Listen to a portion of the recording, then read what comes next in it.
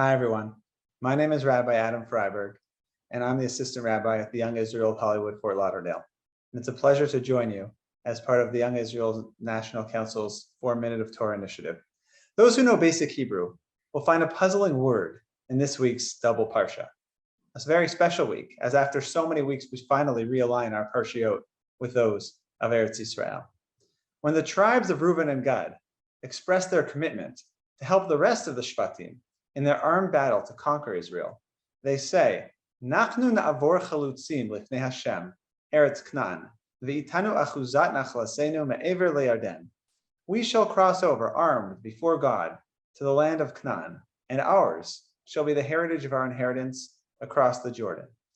In both biblical and modern Hebrew, the word for we, as every child who knows even basic Hebrew knows, is anachnu, a word that is found over 90 times throughout Tanakh. Yet our pasuk, our verse opens with the word nachnu. Its opening aleph has vanished. Rav Yaakov ben Asher, in his Baal HaTurim, offers a brief but extremely insightful comment, shedding light on this peculiar word.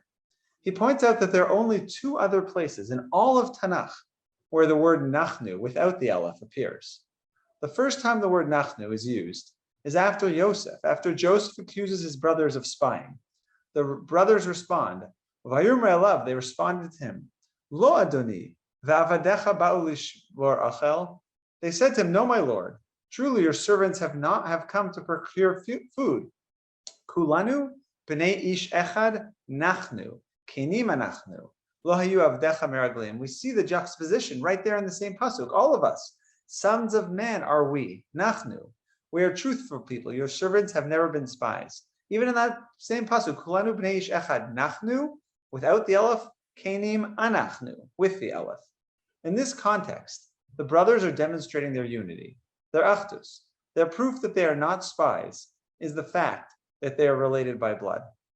The final time the word nachnu is used in Tanakh is in Megillat Eicha, which we will be reading in just a few weeks. The pasuk reads, "Nachnu pashanu umarinu, ata lo salachta." We, nachnu, have transgressed and rebelled. You, God, have not forgiven. The Baal HaTurim explains that the intent of the tribes of Gad and Reuben is using the word nachnu, and using this word nachnu is linked to the use of the word nachnu in these other psukim, with their respective contexts.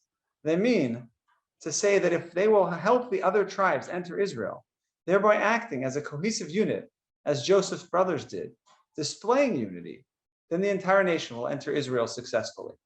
However, if they will not display unity, if they will not show achdut, if they will not help each other, they will have transgressed and rebelled, as hinted in the pasuk in Megillat Eicha. These 2 tribes understand that the only way to successfully enter Israel is through achdut, is through complete unity. The Maharal, in his Netziv HaTzedek Perek Vav, points out that this idea is also seen when we are given the mitzvah prohibiting lending or borrowing money with interest, with rivet.